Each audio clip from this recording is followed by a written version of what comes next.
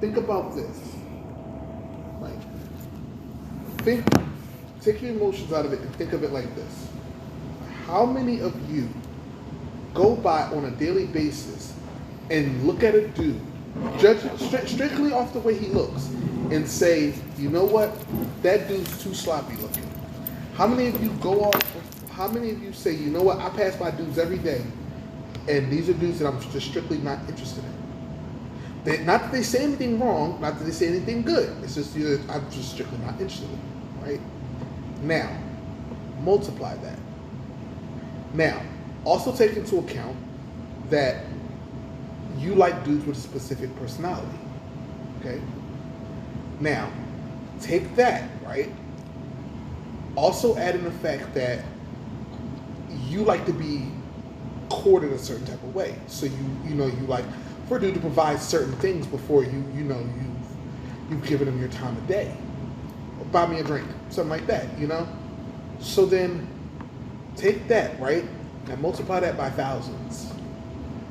You got to remember, all the women, there's nothing special about what you want. See, that's what I would tell them. I wouldn't tell her there's nothing special about you. It's nothing special about what you want. Because what you want, she wants. So then you all will chase that. And when you all get it, you will all give up what he wants the most. If you know he wants some ass, this is the reason why when we tell women, oh, Drake fucks a lot of women. Oh, well, like who would sleep with Drake? A lot of women would sleep with Drake. And that's the problem. A lot of women. They will tell you, I'll probably never date a guy like Drake, and that's fine. But a lot of women give it up to Drake all the time. Why? They party with him. He gets them drunk. He gets them sober. Takes them to the room. Y'all know what time it is. Everyone gets undressed. Everyone do what they got to do. That's why Drake got to put hot sauce in the condom. Go away. Oh my God, because when I'm going to ever get a chance to fuck Drake, right? Now, let's say that's only the young girls, right? Let's just say, 30 plus. Oh, that's not us. Okay, cool. So you're all not chasing after Drake. That's fine. Cool. You're all chasing after Shamar Morris Chestnuts, more older men, more fine-looking dudes. Okay, cool. So you find these dudes at technology companies, boss-like positions and whatnot. You're not going into Target, Walmart, CVS looking for these kind of dudes. No, you go where you know these dudes are at. Country clubs, shit like that. Cigar bars, things like that. So you go there. Then these guys, they're charming and everything. So you got it in your mind, hey, look, this might not come by again. Let me go home and take the panties off for him. Cool. You're well within your rights to do that. Then he tells you he doesn't want a relationship. So now you're like, okay, cool. I'll go find another one. Here's the problem. And this is what we keep telling you. Now that you don't give it up to him, you've become a statistic. Because you have just messed with a 20% man. Because he's going to go back to the cigar bar and going to get one girl after the other. And then you're going to go home thinking, well, it just happened once. No, it just happened once for you. That's probably number 6 for him. And that's the point we're trying to tell you. The numbers are never going to turn out the way you think they're turning out. Because on the other side, it's never like that. For you, it's like, it's just one dude. You're number 6 on his list. You're girl number 6. And this guy over here, this guy who went to work, and he went home, he stayed out of everybody's business, it's month number 8, he hasn't had it in about 2.5 years. So when we come up with a stat like every 1 out of 3, believe it, it's true. Because there are a lot of guys that just simply haven't had sex. Now, I'm going to keep it 100. A lot of these guys bring it on themselves. Because the truth is, it's really not that hard if you put in effort. It's really not that hard. That's the thing. It's not hard when you put in effort, if that's what you're looking for. There's no need to complain. Because the thing I do hate about this stat is it suggests that women should just be giving up sex to everybody, and that's not true. So the fact that there are 1 in 3 virgins, that's going to happen in any society. It's not like it's not happening over there in the Middle East. It's happening in the Middle East. It's not like it ain't happening in China. It's happening in China. It's happening everywhere. That's not a Midwest stat. A Western Hemisphere stats. It's not something that's just happening here. That's happening everywhere. And the thing is that, women, they fuck up. Men fuck down, women fuck up. So we understand that. The idea is that what I want women to understand, because I believe that the men get it. I just believe that they don't explain it well. Because they say it like every man just deserves it. Like every man should just be able to walk into CVS and pick up a chick and take her home. No, that's not how this works. Mm-hmm. So stop using that stat to shame women. It doesn't work like that. Those who deserve it, those who work for it will get it. You work for it, you will get it. Now, there's some of those who don't work for it. We understand. Those are the bookies. Oh my God, he talked about a man. He didn't really have to work for it. Well, he really didn't. He had the charisma, the attributes that he needed to get himself in the door. But that's not fair. But if that's his goal, here's the thing: he was pre-approved. Yeah, and he got pre-approved, and he got what he wanted. The thing is, most of you guys have to show credit, right? Has to show proof of income and so forth and so forth. That's the difference. He was pre-approved. Mm-hmm. Pre-approved by other chicks, pre-approved by the chick that, he got to smash. And that's the difference. Yeah. So when you think of it like credit cards, it's that type of situation. Yeah. Right? Not everyone is going to be pre-approved for a credit card. Sometimes you're mad at that. Yeah. So that's just the reality of the world. So like when we speak, we talk about what you can do to improve yourself so that we have a better chance, a better shot at being able to speak to any chick in general. Now, we're not giving you advice on how to get pull 10s and 9s and 8s, none of that stuff. We're not trying to teach you how to pull Beyonce. Yeah. But, if you do, you do. And it's not impossible per se, it's just not probable. It's not the most common thing you can do.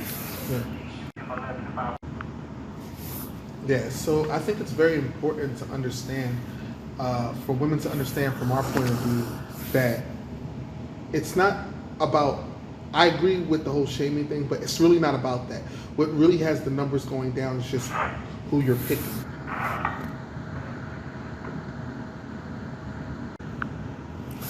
Primarily because with them having the whole idea of the singular thing, like, I might be messing with this dude, that girl might be messing with this dude, but that's it. That other dude probably got 2 girls, the dude down the street, this dude, that dude, that dude. It's like, no, if you walk in a room with 10 dudes, I guarantee you, none of them have probably slept with the same woman. Now, you walk into a room with 10 dudes that you're attracted to, all of them have probably slept with you and maybe a few women you know. That's how that's how I see it. That's how I see it. It's like, it's who you're attracted to. If you walk in a room with 10 dudes that you're not attracted to, you can almost guarantee that the women you hang out with, because y'all have similar things in common, you can probably guarantee the women in your neighborhood, you can probably guarantee the women on your block, because you're all influenced by the same things anyway. Y'all are raised in this system. It's a system. So you're all, and especially if you listen to similar kind of music, maybe not the same artist, but similar music, and they tell you about, F-boys, all these things, all these influences, you went to the same schools or something like that. It's all a system. So it teaches you, not that it teaches you, but it helps influence your attractions. So, you and your girlfriends, let's say it's a woman, 2 of her best friends, they all walk in the room, these 10 guys, they're unattractive, and they might not give them a chance at all. Then you walk in the room with 10 Shamar Moore looking dudes, and they're like, oh my God, oh, he's so cute. Those 3 girls are going to try to get 3 out of those 10 guys, at the very least. You're all attracted to them, so you're going to try to get, and here's the thing. What y'all believe is, even if I don't get this one, I'll try to get this one, I got this one, cool. And bam, bam, bam, thank you, ma'am, after they do the deed, even if they don't want to be with them, that's fine. What you don't understand is that after you, he's going to go after your friend, and then after your friend, he's going to go after the other one. And then before you know it, all 3 girls have slept with the 3 same guys. So for the girls, it was 1 apiece. For each guy, it was 3 girls. And that's just how the numbers turn out. Because what you were attracted to, she was attracted to. All he had to do was adjust his game and whatever he brought to the table. That's it. But you two you have this physical attraction. And because none of you chose to get any of the dudes that were the undesirables, okay, those dudes may be virgins. That's on them or whatnot. But then you'll say, oh, well, that's why there's no good dudes. No, there were 10 good dudes in that room. You just didn't want them. You didn't think like an individual, like, you know what? None of my girlfriends want these guys. So if I get one, there's less likely of a chance he would mess with them anyway. Y'all don't think like that. We think like that. To a degree, we don't care. Because, you know, men see sex different than women. So 3 men go into a room full of women they don't like, they're going to still hit all those 10 girls. They are. Yeah. They're going to hit those 10 girls. But if they go into a room with 3 attractive women, if they go in a room with 10 attractive women, they're going to try to get as many. They're still going to try to get as many women as possible. But as far as marrying and serious relationship, they're only going to pick one. Women are supposed to, well, I meant to say females supposed to, because women do know better. Supposed to fuck for quality, right? Find a quality guy, and that's the guy you have sex with, not just any guy. Guys are different. For us, it's quantity over quality, which is why we'll tolerate a chick that's an asshole, misogynist. Misandry. You know, oh, I hate men, except you. All right, cool. I'm the exception. That means I get to dick you down. There you go. I'll take it. A win is a win, right? Oh yeah, I don't like you. You're not my type. Blah blah blah blah. But since you want to have sex, I'll have sex with you anyway, right? But that's not always holds true when it comes to females. They tend to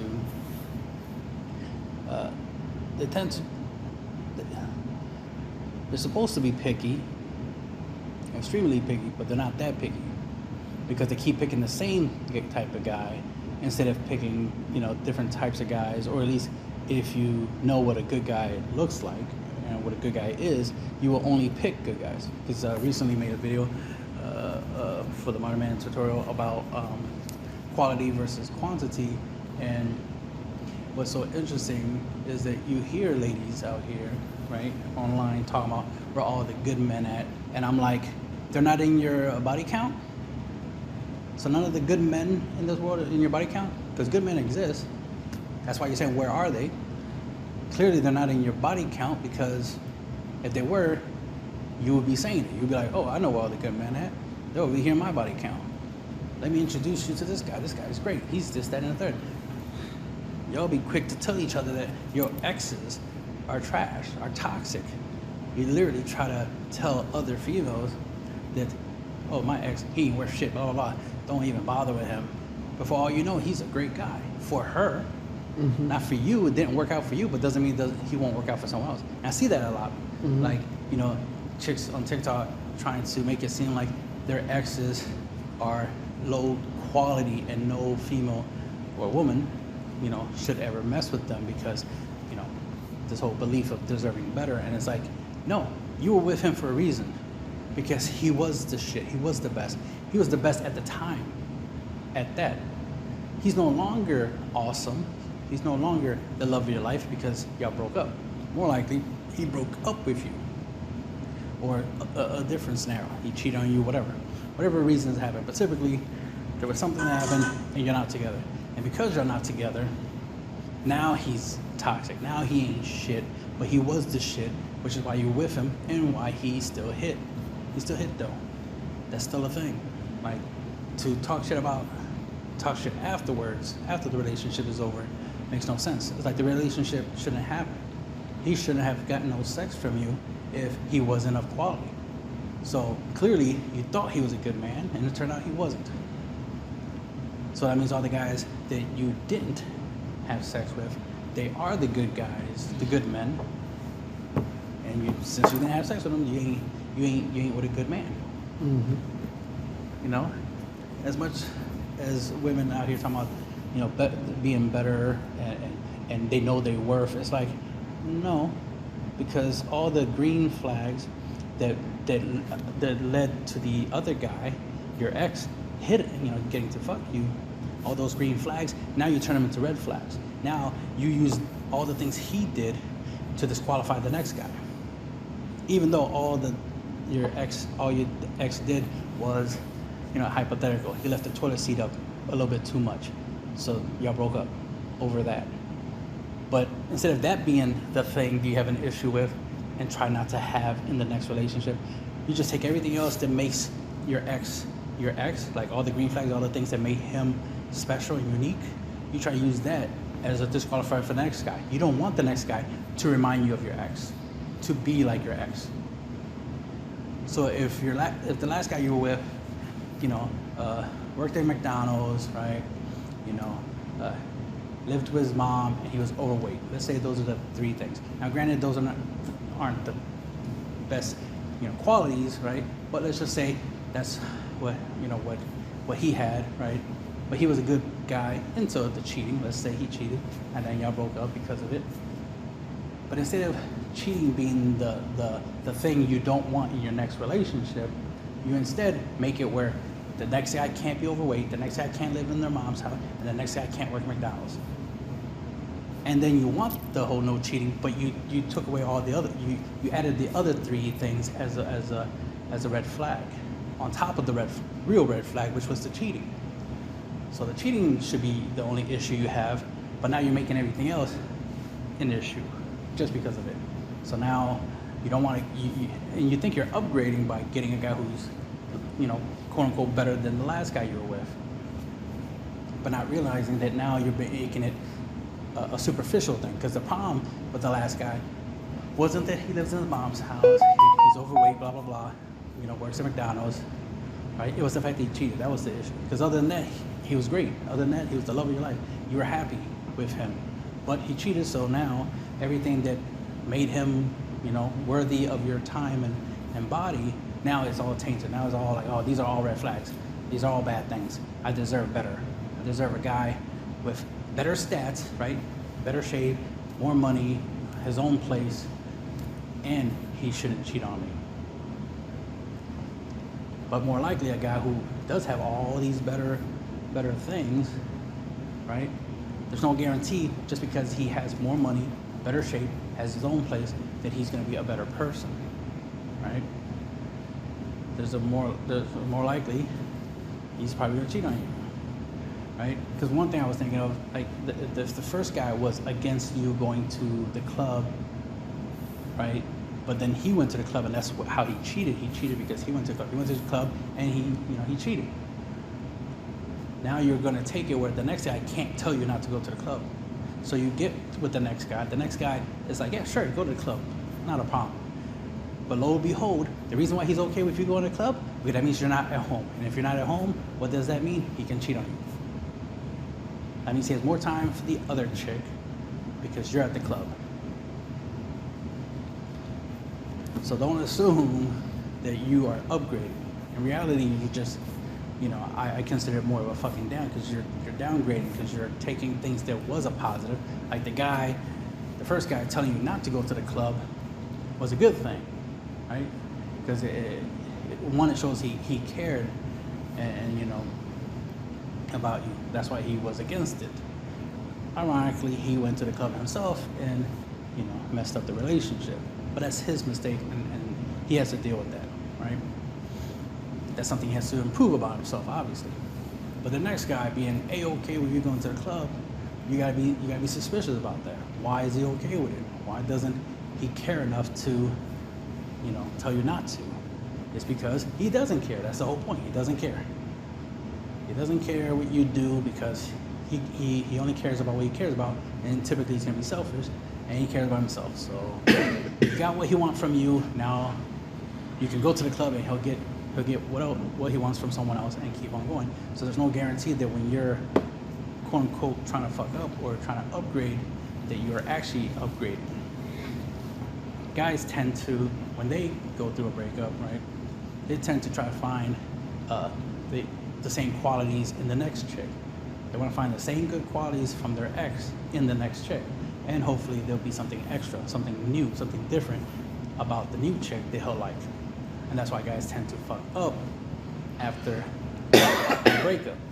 Because they tend to, one, look for the same thing they already had because it was good when they had it until they lost it. They want it again,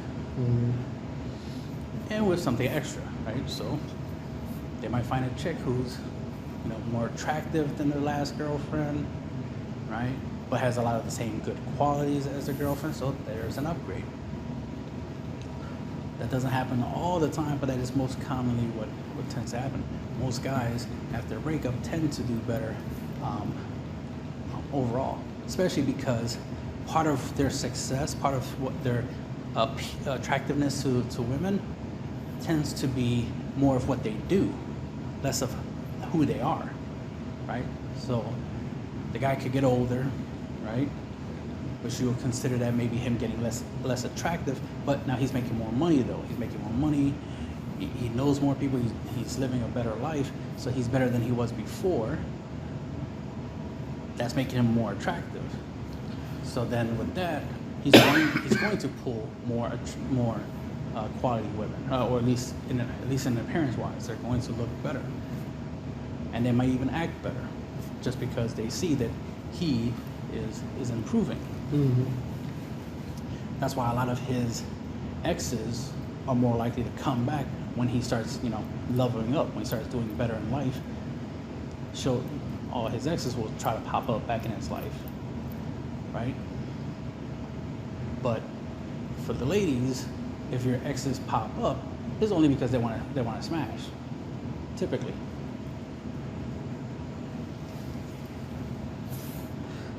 So that's a different dichotomy when it comes to that. But the funny thing is it's the whole 180 thing, where the females used to look for personality, but then after one heartbreak, then they start looking for the physicality, right? They start looking more for superficial stuff. So it's like the last guy, yeah, he didn't have a lot of money, he wasn't in great shape, he didn't have his own place, but he was a great dude until he cheated. So now I want somebody different, right? Somebody who has more materialistic things, right? Who's in better shape, who has a car, money, a yacht, travels around the world, likes poetry, all this extra shit. Right? Y'all used to go for personality, but now you go for materialistic things. Superficial stuff. Guys started off superficial, like, oh yeah, she's cute, she's hot, let me holler at her. But then when he gets his heart broken, he tries to find some of the good qualities in her and tries to find that in the next chick. Mm-hmm. But he definitely looks for personality. It's like, yes, you're hot, that's a good thing, I like hot girls, so the next chick, I want her to be hot, maybe even hotter than my last, but her personality definitely has to improve. So that's the thing that I know sometimes for guys and gals, is that their priorities shift.